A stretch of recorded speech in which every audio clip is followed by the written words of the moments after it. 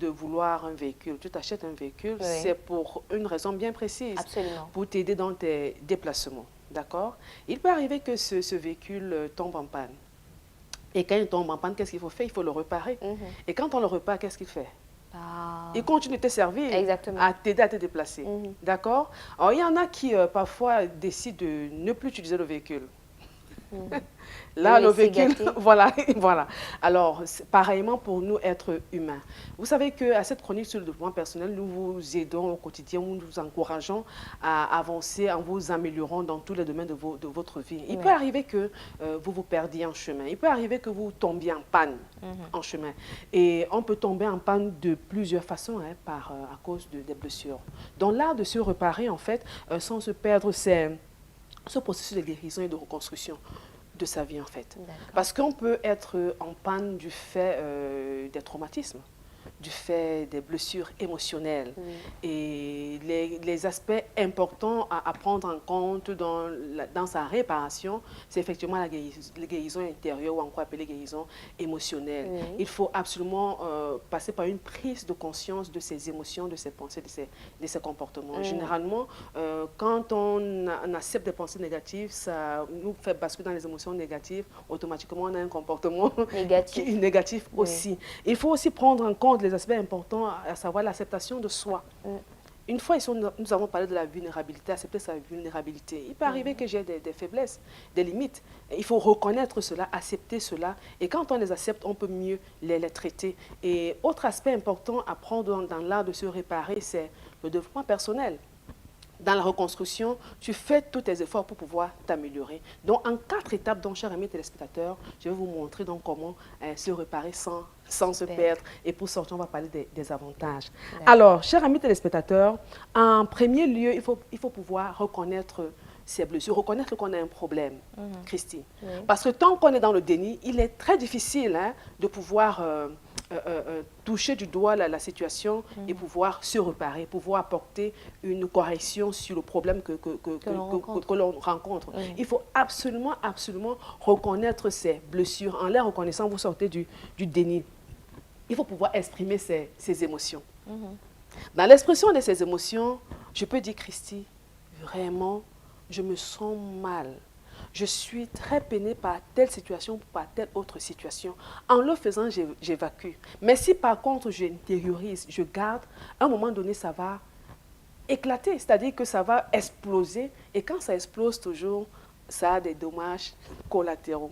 Donc, ça détruit autour de nous. Il faut pouvoir exprimer ses émotions. Toujours dans l'art de réparer ou bien de réparer ces pannes ou bien se reconstruire, il faut pouvoir développer la résilience. Quand vous décidez de vous réparer, automatiquement, vous développer en vous la question de la résilience. La résilience, c'est faire face aux défis et pouvoir faire face aux défis, les affronter, ne pas les fuir, les affronter et voir comment les surmonter, voir les contourner. C'est ça, développer la résilience. Et en 4e étape, il faut pouvoir pratiquer la self-care. J'en ai parlé ici dernièrement.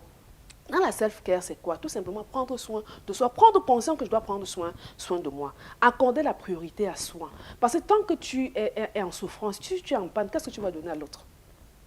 Ah, ce sera compliqué. Ce sera très compliqué. C'est pour ça qu'il est important, chers amis téléspectateurs, de pratiquer la self-care. Et dans la self-care, c'est la prise, prendre soin de soi sur le plan physique, sur le plan émotionnel, sur le plan mental, sur le plan spirituel. Et dans la self-care, ça t'amène absolument à développer une attitude positive. Toujours voir le verre à moitié plein. Alors, comme avantage, nous avons 4 avantages dans le choix de se réparer sans se perdre. Lesquels? Meilleure qualité de vie. D'accord. Ça améliore ta vie. Oui. Ça te donne d'avoir une meilleure qualité de vie au quotidien. Ça assainit les relations.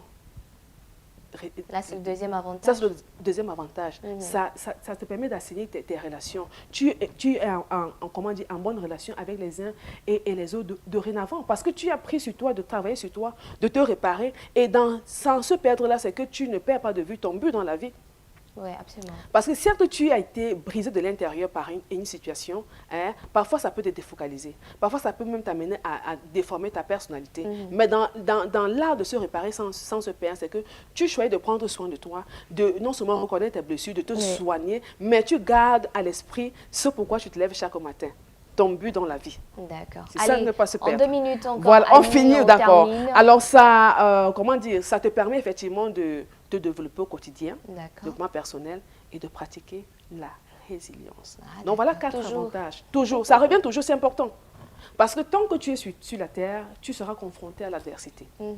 Et tant que tu ne développes pas l'esprit de la résilience, il te sera difficile vraiment de pouvoir t'accomplir, de pouvoir vraiment, comment dire, faire de ce qui est, vivre. de vivre en quelque sorte, de vivre Oui. en quelque sorte. Donc Oui. voilà, chers amis téléspectateurs, ce que nous avons pu préparer ce matin pour vous aider à pouvoir vous dépanner, vous réparer, vous reconstruire sans se perdre. Ça, c'est le plus important, hein, parce que le plus important, justement, c'est de vivre au mieux, mais pas de se perdre. Quand on est perdu, c'est fini. Hein. Du tout.